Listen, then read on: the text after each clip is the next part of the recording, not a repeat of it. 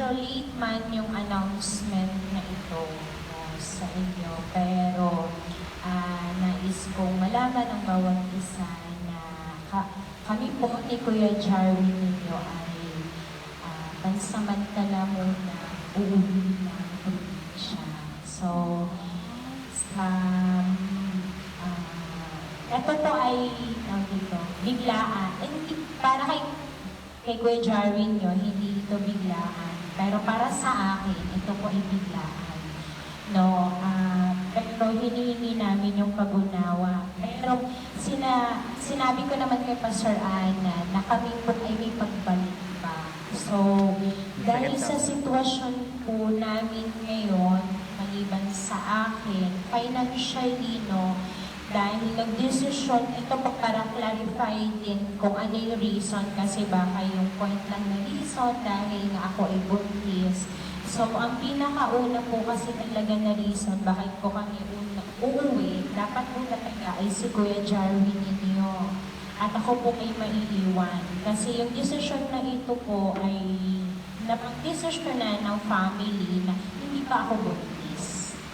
So, dahil po may government po na business po sa Aklan na si Kuya Jarwin po ang hahawak.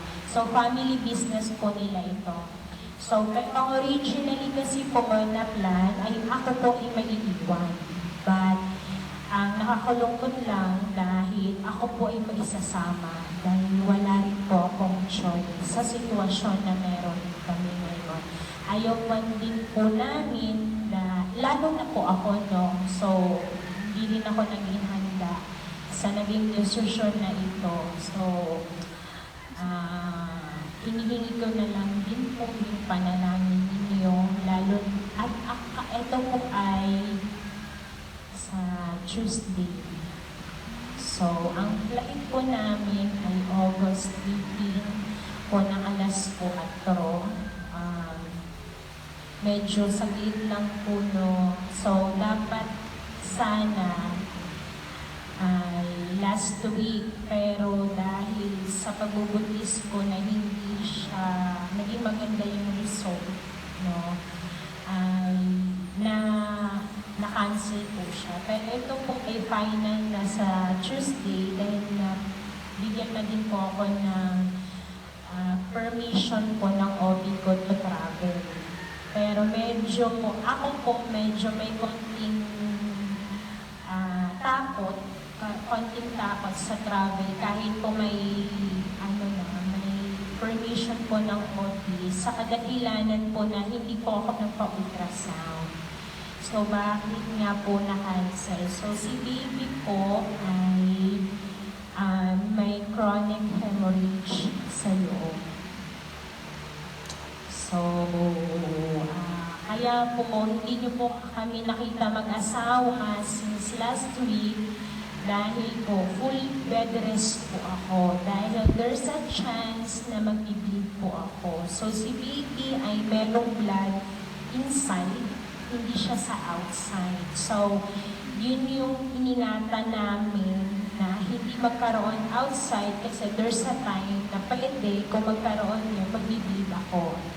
So, pero sa kabutihan ng Diyos, sa buong 1 week na nag-take ko pa ng medicine ng pampakapit at doon para sa blood to prevent, hindi po ako nag-spotting or nag-bleeding. Kaya napayagan po ako na umuwi. At mas kailangan ko po ngayon, syempre, kailangan ko kayo. Syempre, presensya ninyo. Pero at this time talaga, ay mas kailangan ko talaga si kuya ninyo at family ko. So, kasi nung nandito talaga, financially struggling talaga kami. Kaya nakapag-decide si kuya ninyo na i-grab yung opportunity, yung business na yon is dahil sa sitwasyon namin ngayon, lalo na sa akin. Kasi kung dito lang, hindi ka talaga stable ang financial. Lalo sa pangangailangan, hindi ko lang pangangailangan, pero pangangailangan ni baby. So, hinihiling ko po yung prayer ninyo sa safety travel namin at magkikita pa rin kami. Kaya Kaya ayoko po maging malungkot. Lagi ko pong sinasabi, ayoko maging malungkot kasi pag nakaraos naman po ako, babalik ako. Kasi yun yung heart ko. Yun yung kaya medyo nalulungkot ako kasi nga, lagi kong pinaglalaban yung commitment ko dito kasi dito ko masaya. Dito ako masaya. Dito lahat nangyari. Lahat nandito nangyari. So, ganun lang yung lungkot ko. Pero dahil sa wala akong choice, no? Wala rin akong choice. Dahil nag-decide na din si Kuya ninyo and family at kailangan ko din. So, panandalian po muna kami na kami po ay uuwi. Pero may pagbalik po kami. So, May second coming. Jesus. Kaya po yung